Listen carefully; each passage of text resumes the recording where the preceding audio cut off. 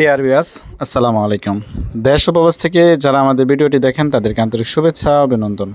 আজকে আলোচনা করব 2026 সালের নতুন বছরের হাইব্রিড মাগুর মাছ চাষ সম্পর্কে।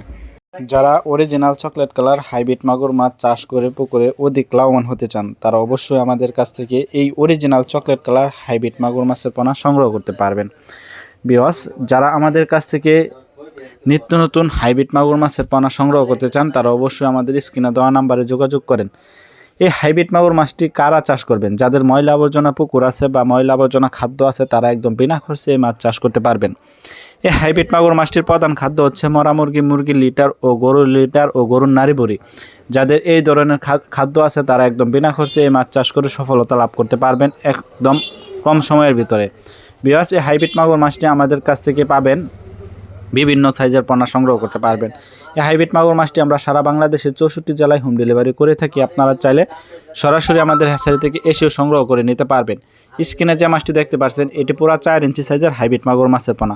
দেখতেই পাচ্ছেন কত সুন্দর চকলেট কালার হাইব্রিড মাগুর মাছের পোনা এটি। এই হাইব্রিড মাগুর মাছটি আমরা সারা বাংলাদেশের 64 জেলায় হোম ডেলিভারি করে থাকি। ভিউয়ার্স, যারা এই হাইব্রিড মাগুর মাছের পোনা ক্রয় করতে আগ্রহী তারা অবশ্যই আমাদের স্ক্রিনে দেওয়া নাম্বারে যোগাযোগ করে পরামর্শ করে এই মাছের পোনাটি সংগ্রহ করতে পারবেন।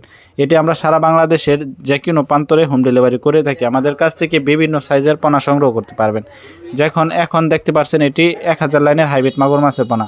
এই 1000 লাইনের হাইব্রিড মাগুর মাছের পোনা আমাদের কাছ থেকে সংগ্রহ করতে পারবেন।